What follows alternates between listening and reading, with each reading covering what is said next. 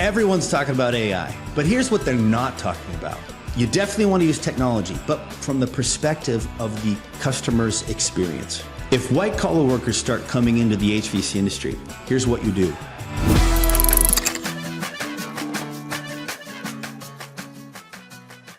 Welcome to Cracking the Code, where we make HVAC success clear, simple, and stress-free. I'm your host, David Holt, your Contractor University General Manager. In today's episode, we're honored to speak with Brigham Dickinson. He's the president and founder of Power Selling Pros and will be leading a breakout session at the EPIC 2026 conference on February 12th, hosted at the Bellagio in Las Vegas. His workshop title is The Hidden Revenue Killer: Stop Quick Fixes with Technology Coaching and Team-Wide Accountability. This is gonna be fantastic. So let's get cracking. All right. So Brigham, hey man, you've been out there in the field working with contractors all over the place. You've been seeing all kind of missed conversations where people aren't making the money they deserve. You've been running into technology that's going back and forth and all kind of different things, man. So take a few minutes and share some of your wisdom with us of what you're seeing out there in the field as it relates to creating that wow experience that Power Selling Pros is so famous for. Yeah, I appreciate that.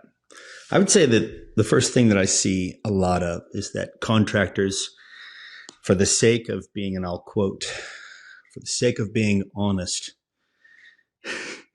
they want to be an honest contractor, right? They want to do a good job and they want to go home and they want to feel good about what they're doing. But the thing that I see is they feel they have to make a choice between making money and being honest.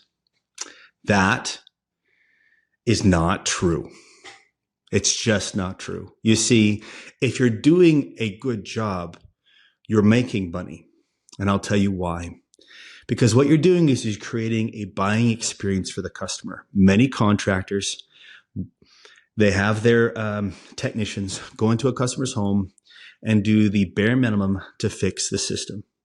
Okay, let's say it needs a new blower motor. Great. You switch out the blower motor and you leave. The problem with that is that we didn't give the customer the opportunity to choose for themselves what they were going to do, right? And so there's a ton of options for the customer, okay? They could do the bare minimum. It may not even be the blower motor. Let's say that you switch out the blower motor, you get a call the next day saying, hey, you guys were just out to my home and my system's still not working, as if it was your fault. Well, because you didn't give them their options, all of them, that's why they're calling back. Yeah, you switch out a part, everything else is older. Which means you cannot guarantee that it'll keep running the way that it should. Right? So your goal here is to simply say, hey, look, first and foremost, especially when you get to the front door and they say, hey, the condenser's over there. You simply say, hey, Mr. Jones, 2/3 of your system is actually inside the home. I'd like to start there. And as you get inside the home, you're going to build a relationship here, right? You're going to create an environment of safety, comfort, and fun. And while you're inside that environment, and even if they say, oh, I've got this call, I've got to jump on, or I've got to do this, or I've got to do that. I said, you simply say, hey, look, if I notice anything that isn't up to par or it doesn't meet manufacturer specifications, do you mind if I bring it to your attention? Simple, easy, straightforward. So now you have the opportunity to look at the entire system. And you have the opportunity to provide all the options. If it's a blower motor, great, give them that option. There might be other options as well to bring it back to manufacturer specifications. Again, our job is to do a good job. We want to do a good job. This is what a good job looks like. And at the end of that conversation, it may be up to the if it is up to the customer as opposed to up to the technician, they may want a new system. And even if the system is 5 years old, I know that some technicians listening to this are going, oh my gosh, there's this pit in my stomach. I can't believe that you would offer a new system if it was only 5 years old. You guys, if the homeowner wants a new system, they want it. Let's say that in a specific room, I want to control the temperature in this room as opposed to all the other rooms in my house. And say, I've got zoning options. I've got mini splits. You're not going to talk about any of those things. Why? Because you never give me the opportunity. So all these things that I'm talking about are what a good job looks like. And sometimes we get in the customer's home, we do the bare minimum because we think that's what the customer wants and we leave. And that's why we have callbacks. So we kick we shoot ourselves in the foot because we're not doing a good job. We're going in and we're doing the bare minimum. So let's not do that anymore. And so one of the things I'm obviously going to be talking about, I kind of let the cat out of the bag, but that's during the breakout is exactly this. We spend way too much time on quick fixes and we shoot ourselves in the foot, and we need to stop doing that. It's hurting us individually. When I say us individually, I'm referring to the technician's income, and I'm referring to business owners and companies in general. We need to give them all of their options. We need to create a buying environment where they feel safe, they feel comfortable, they're having fun, and we give them all their options so they can decide what they want, as opposed to us deciding for them. You know, I feel like that little dog in the back of the window, you know, doing this, yeah. The whole time you're talking, I'm sitting there thinking about my days at Holt Service Company back when I was running my dad's business, and how we transitioned from being that fix it when it breaks kind of guy to let's look at the whole house as a system, and let's really find out what's important to the customer. And you mentioned changing out a 5-year-old piece of equipment. I actually had a lady say, "What color is your outdoor unit that you recommend?" I say, "Well, it's gray." She says, "Good. Can you get rid of this green one for me? I don't like it." So customers make decisions based on their own decision, right? I mean, they make decisions based on what's important to them, right? And I'm 100% in agreement with you. The contractors, a lot of our employees stay focused on, you know, doing the bare minimum to get it back up and running without really understanding the true needs of the customer. So that's a powerful message, man. Yeah. Look, if at the end of the day, whatever our fix is, outweighs the value of the system itself, it is okay for us to say, hey, you know, you've gotten some great life out of this system. If you want to replace it, I'm happy to send out a comfort advisor.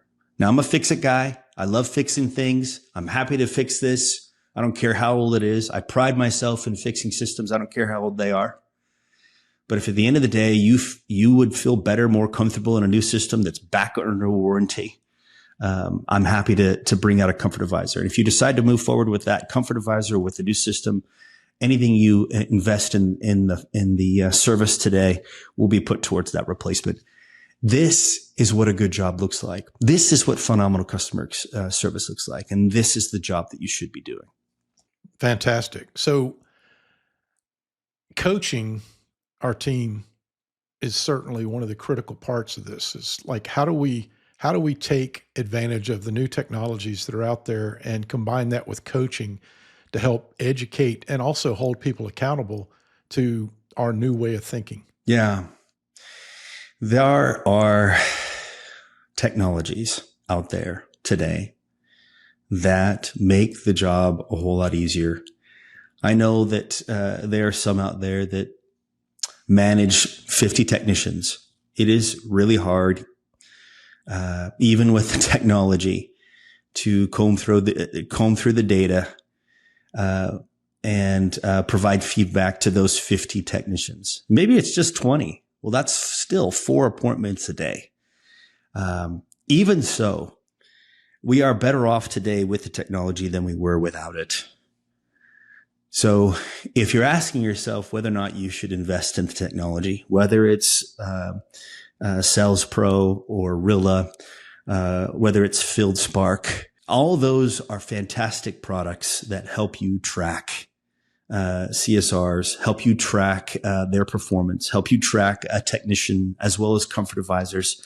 If you want them to follow the process, if you're concerned about the way they're performing, and there's only one of you to go around, invest in the technology. I realize it's going to be hard to comb through it, but you're a step closer than having to go out in the truck with them, right? You're a step closer with the CSRs as well, if you're using the technology there, where you can pick out specific parts of the call that you want to hear or that you want to see. Hey, show me where the CSR built value, and you type it in, and crazy thing, the AI pulls it up.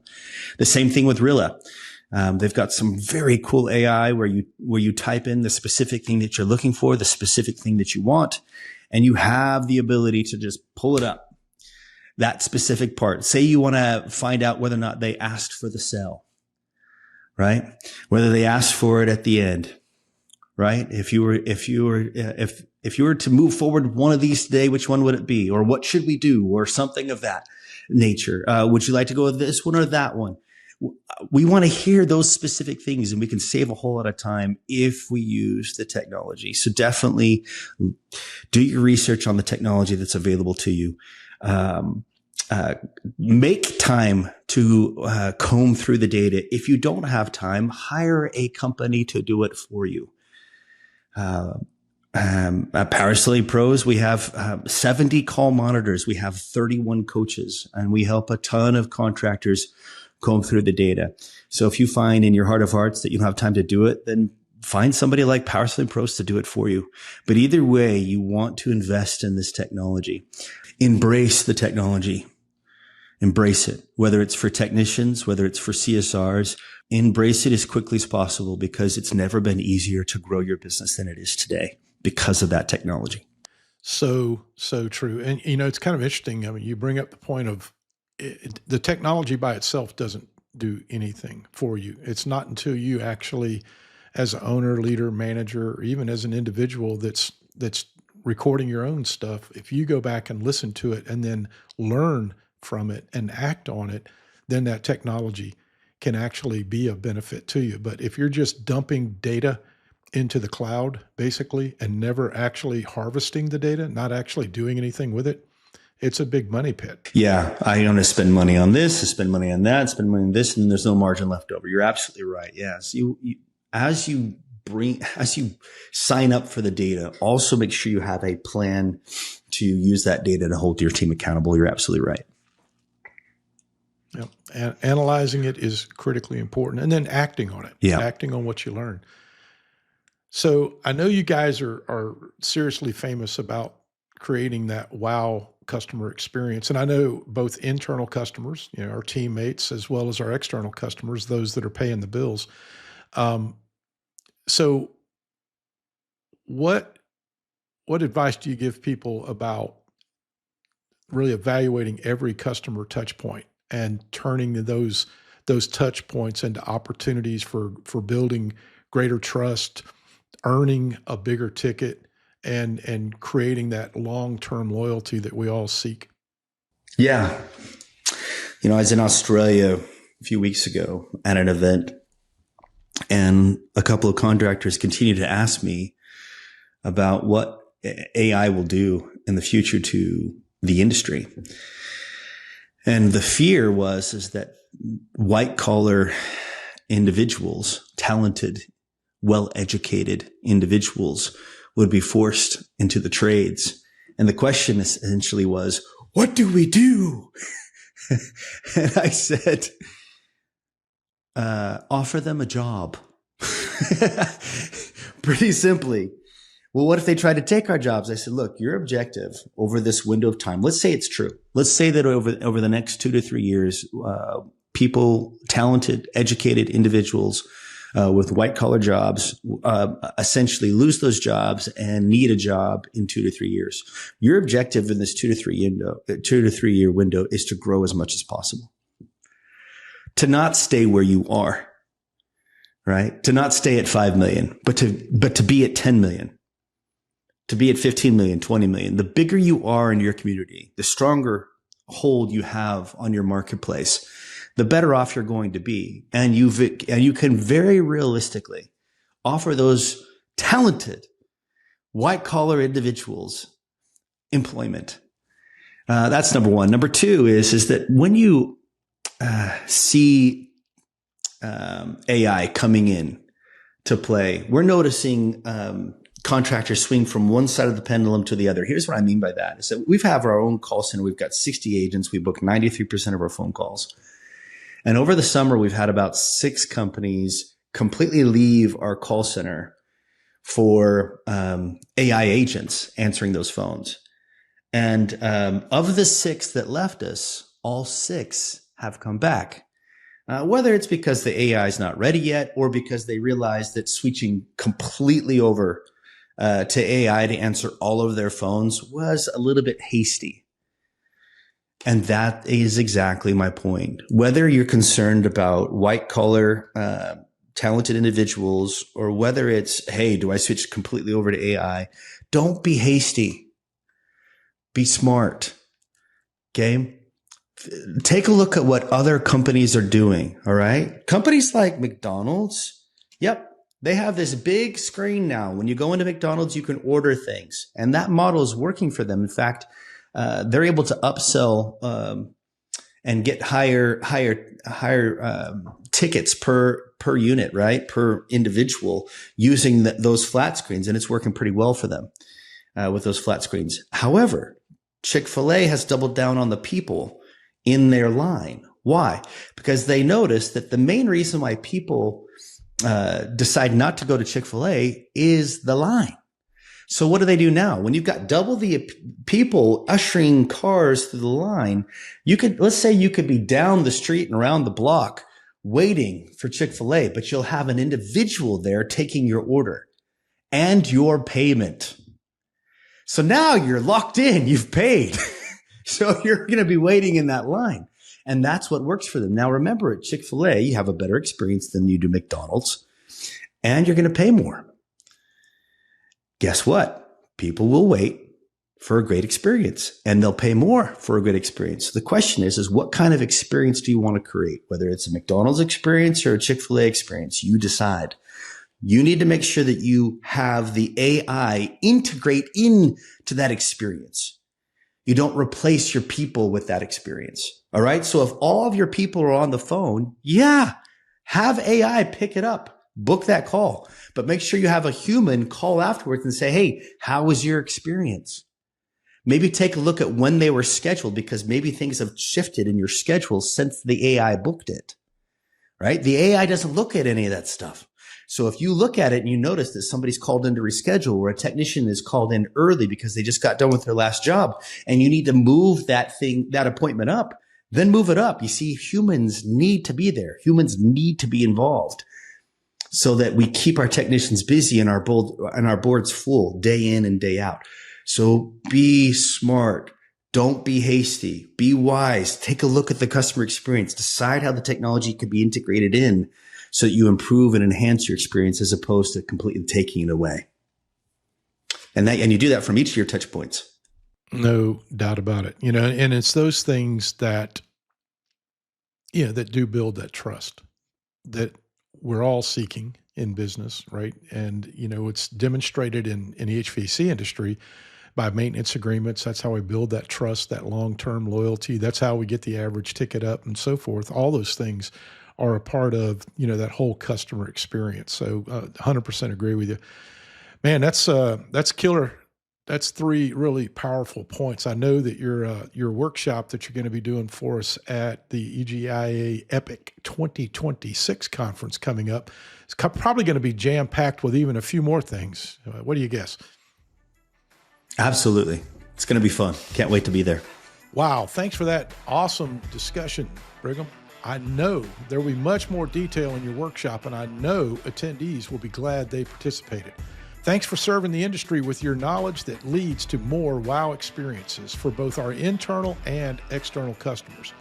For more about Brigham's breakout session, visit the epic2026.com website and check out the agenda for Thursday at 1 p.m.